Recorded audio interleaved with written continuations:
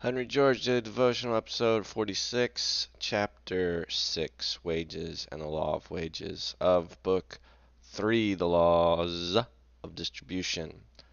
We will read half of this chapter. I actually looked ahead and decided this chapter is too big to do on its own. George writes, "We have, by inference, already obtained the law of wages. But to verify the deduction and to strip the subject of all ambiguities, let us seek the law from an independent starting point. We're going to check our work. There is, of course, no such thing as a common rate of wages, in the sense that there is at any given time and place a common rate of interest. Wages, which include all returns received from labor, not only vary with the varying powers of individuals, but as the organization of society becomes elaborate, vary largely as between occupations. Nevertheless, there is a certain general relation between all wages, so that we express a clear and well understood idea when we say that wages are higher or lower in one time or place than in another. In their degrees, wages rise and fall in obedience to a common law. What is this law?" Yes, that's the nature of speaking generally. "The fundamental principle of human action, the law that is to political economy what the law of gravitation is to physics, is that men seek to gratify their desires with the least exertion." This is not the first time nor the last time we'll hear George say that. George continues, "Evidently, this principle must bring to an equality through the competition it induces, the reward gained by equal exertions under similar circumstances. When men work for themselves, this equalization will be largely affected by the equation. Excuse me. This equalization will be largely affected by the equation of prices, and between those who work for themselves and those who work for others, the same tendency to equalization will operate. Now, under this principle, what, in conditions of freedom, will be the terms at which one man can hire others to work for him? Evidently, they will be fixed by what the men could make if laboring for themselves. The principle which will prevent him from having to give anything above this except what is necessary to induce the change, will also prevent them from taking less. Did they demand more, the competition of others would prevent them from getting employment. Did he offer less, none would accept the terms, as they could obtain greater results by working for themselves. Thus, oh man, yawning, sneezing, struggle. Thus, although the employer wishes to pay as little as possible and the employee to receive as much as possible, wages will be fixed by the value or produce of such labor to the laborers themselves. If wages are temporarily carried either above or below this line, a tendency to carry them back at once arises. But the result or the earnings of labor, as is readily seen in those, I know people here could complain a lot about workers not getting their true fair compensation, or women not getting the same compensation as men, or racial minorities perhaps. Lots of discussion there. The relevant George's perspective would be that just about no worker anywhere is getting their full compensation, given that most of wages are, well, I think George is just about to explain this. So let's let George keep going. And then you'll know the Georgist view. But the result or the earnings of labor, as is readily seen in those primary and fundamental occupations in which labor first engages and which, even in the most highly developed condition of society, still form the base of production, does not depend merely upon the intensity or quality of the labor itself. Yes, he's going to talk a lot about these base of production jobs. Wealth is the product of two factors, land and labor. And what a given amount of and remember, capital is just stored up labor. And what a given amount of labor will yield will vary with the powers of the natural opportunities to which it is applied. This being the case, The principle that men seek to gratify their desires with the least exertion, see, I told you we'd hear this again, will fix wages at the produce of such labor at the point of highest natural productiveness open to it. Now, by virtue of the same principle, the highest point of natural productiveness open to labor under existing conditions will be the lowest point at which production continues. For men, impelled by a supreme law of the human mind to seek the satisfaction of their desires with the least exertion, see, we heard about it again, will not expend labor at a lower point of productiveness while a higher is open to them. Thus, yeah, George doesn't care much about, oh, you'll do what you love because it pays, even though it pays less. Yeah, you just bundle that into satisfying your desires. Yeah. George says, thus the wages which an employer must pay will be measured by the lowest point of natural productiveness to which production extends. And wages will rise or fall as this point rises or falls. To illustrate, in a simple state of society, each man, as is the primitive mode, works for himself, some in hunting, let us say, some in fishing, some in cultivating the ground.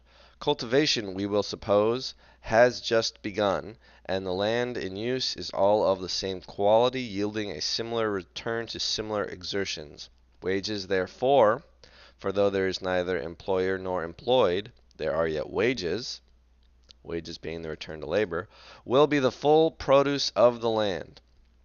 And making allowance for the difference of agreeableness, risk, etc. in the three pursuits, they will be on the average equal in such, that is to say, equal exertions will yield equal results. Because we're saying the land is all of the same quality.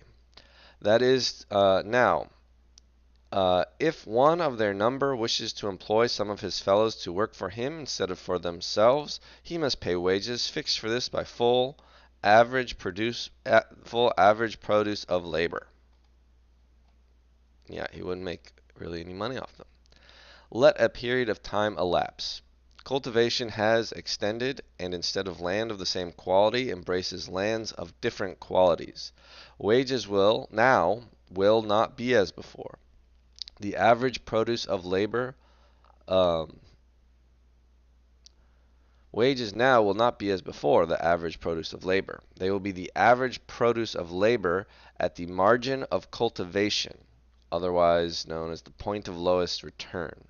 For as men seek to satisfy their desires with the least possible exertion, the point of lowest return in cultivation must yield to labor a return equivalent to the average return in hunting and fishing. The equalization will be affected by the equation of prices. This is assuming that hunting and fishing are not yet impacted by overfishing or overhunting or good hunting lands, and yeah, I don't know. Labor will no longer yield equal returns to equal exertions, but those who expend their labor on the superior land will obtain a greater produce for the same exertion than those who cultivate the inferior land. Wages, however, will still be equal, for this excess which the cultivators of the superior land receive is in reality rent. And if land has been subjected, yes, because by our definition, it's rent is how much a piece of land with the same labor. If you take the cheapest, freest land, the cheapest land that is free, you apply labor to that, you get X out of it. And then you take any other land and you apply labor, the same amount of labor to that, you're going to get X plus Y, and that Y amount is the rent. It is the return above what the return is on the marginal land. Wages, yes, because is in reality rent, and if land has been subjected to individual ownership, will give it a value. Yes, so if somebody owns the land, then that will be known. It will be, yes. All right. Maybe not owns, yeah, individual ownership. Now, if under these changed circumstances, one member of this community wishes to hire others to work for him, he will have to pay only what the labor yields at the lowest point of cultivation. If, therefore, the margin of cultivation sinks to points of lower and lower productiveness, so must wages sink. Bum, bum, bum. If, on the contrary, it rises, so also must wages rise. For, as a free body tends to make the shortest route to earth's center, so do men seek the easiest mode to the gratification of their desires. If you didn't pick up on that, a free body tending to take the shortest route to the earth's center is another way of describing gravity, at least within the Earth's the space that the Earth dominates as the largest mass. All right, George continues.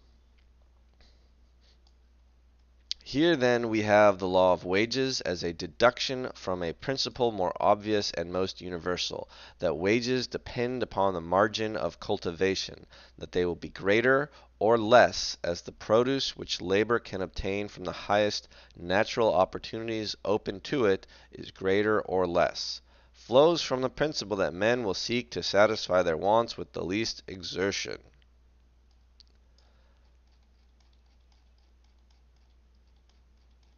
I don't think we really made it fully halfway, but it sure seems like a good stopping point. Let's see. George says, now if we turn from simple social states to the complex phenomena of highly civilized societies, we shall find upon examination that they also fall under this law. In such societies, wages differ widely, but they still bear a more or less definite and obvious relation to each other. This relation is not invariable, as at one time a philosopher of repute may earn by his lectures manyfold the wages of the best mechanic, and at another can hardly hope for the pay of a footman. As in a great city, occupations may yield relatively high wages, which, in a new settlement, would yield relatively low wages. Yet these variations between wages may, under all conditions and in spite of arbitrary divergences caused by custom law, etc., be traced to certain circumstances. In one of his most interesting chapters, Adam Smith thus enumerates the principle of circumstances which make up for a small pecuniary gain in some employments and counterbalance a great one in others. First, the agreeableness or disagreeableness of the employments themselves. Secondly, yes, that's what I was saying. Doing what you love, you'll take less compensation. George calls that agreeableness. Secondly, the easiness and cheapness or the difficulty and expense of learning them. Thirdly, the constancy or inconstancy of employment in them. This would sort of be distinct from kind of the risk. It'd be like something like you only need to harvest in the fall and sow in the spring, or Target only needs workers. Our Target needs a whole bunch of extra workers around Christmas. And then fifthly, do we do fourthly? Fourthly, the small or great trust must be reposed in those who exercise them, responsibility. And fifthly, the probability or improbability of success in them. All right, there is the risk, which the last, which is analogous to the element of risk in profits, accounts for the high wages of successful lawyers, physicians, contractors, actors, etc. Huh. I wouldn't have thought so much about lawyers and physicians.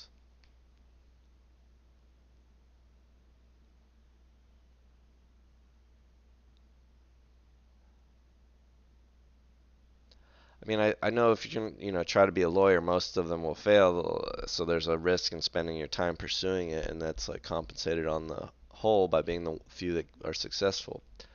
I suppose That is true. I don't know how many people try to become lawyers and physicians and actually fail. If that's, I don't think that's nearly like as high a rate as actors.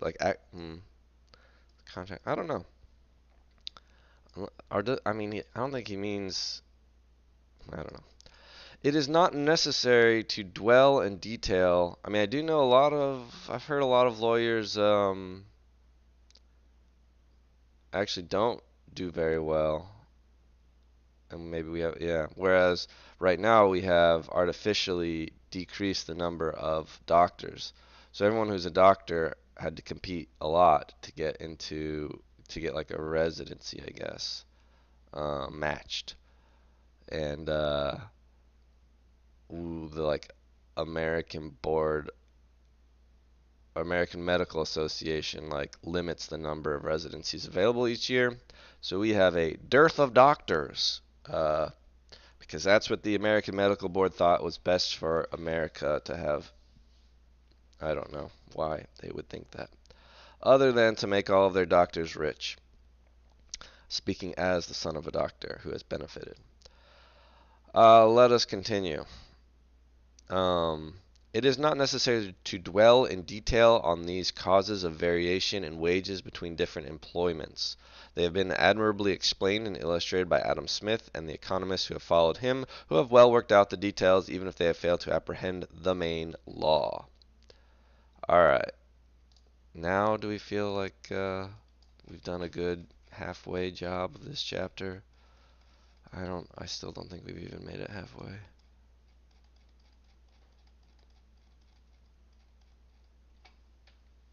But it's also a good ending point. We rederived one more paragraph. I hear everyone crying out. The effect of all the circumstances which give rise to the differences between wages and in different occupations may be included as supply and demand, and it is perfectly correct to say that the wages in different occupations will vary relatively according to differences in the supply and demand of labor, meaning by demand the call which the community as a whole makes for services of the particular kind, and by supply the relative amount of labor which, under the existing conditions, can be determined to the performance of those particular services. But though this is true as to the relative differences of wages, when it is said, as is commonly said, that the general rate of wages is determined by supply and demand, the words are meaningless, for supply and demand are but relative terms. The supply of labor can only mean labor offered in exchange for labor or the produce of labor, and the demand for labor can only mean labor or the produce of labor offered in exchange for labor. Supply is thus demand, and demand supply, and in the whole community one must be co-extensive with the other. This is clearly apprehended by the current political economy in relation to sales, and the reasoning of Ricardo, Mill, and others, which proves that alterations in supply and demand cannot produce a general rise or fall of values, though they may cause a rise or fall in the value of a particular thing, is as applicable to labor. What conceals the absurdity of speaking generally of supply and demand in reference to labor is the habit of considering the demand for labor as springing from capital and as something distinct from labor. But the analysis to which this idea has been heretofore subjected has sufficiently shown its fallacy. It is indeed evident from the mere statement that wages can never permanently exceed the produce of labor, and hence there is no fund from which wages can for any time be drawn, save that which labor constantly creates. All right. I kind of, I confess, I zoned out a little bit there. Um, Paid more attention towards the end. Yes, the old wages do not come from capital. Yes, this connection between supply and demand. I'm gonna go back up. Uh, it is commonly said the general rate of wages is determined by supply and demand. The words are meaningless. Excuse me.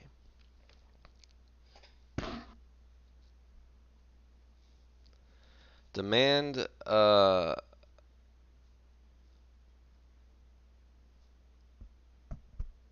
yeah, for supply and demand, but relative, the supply of labor can only mean labor offered in exchange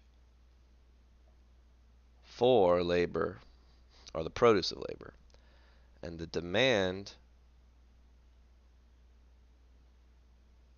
for labor can only mean labor or the produce of labor offered in exchange for labor. Oh, I see. When you're saying supply and demand, you're not. Oh, this is. So he's talking about the supply of labor and the demand for labor. I was getting confused because I hear supply and demand. I just immediately think of the supply and demand of a particular good, which is going to be a little bit different than the supply and demand for labor in a general sense. I see. Uh, yes.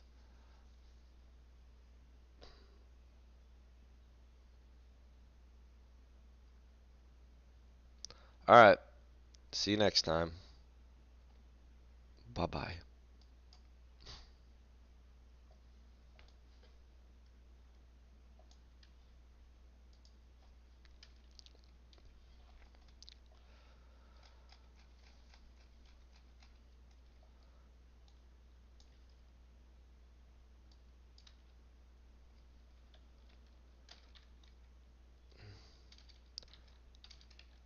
Um, we rederive the law of wages um, by considering what a land what what workers would get if all the land were equally good, then thinking about what would happen once there's marginal land and a landowner.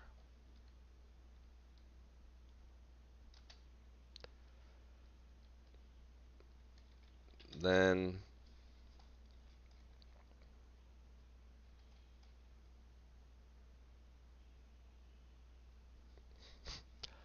we then what happens in more complex societies and why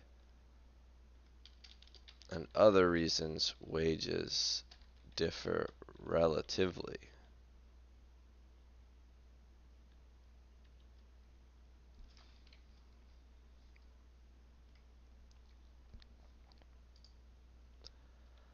Hmm, having trouble summing things up briefly.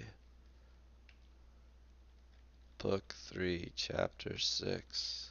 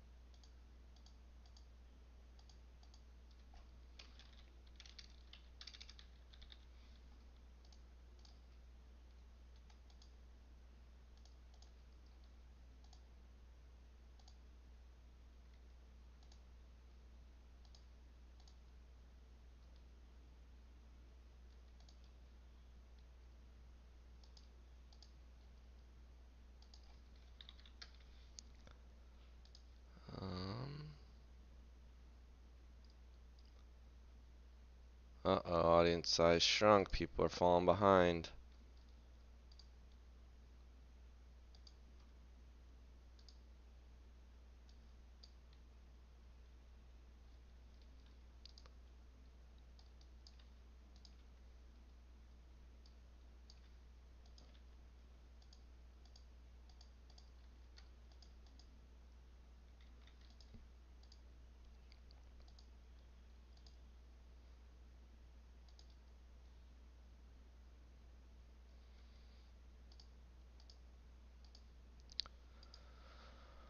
Alright, see you guys later.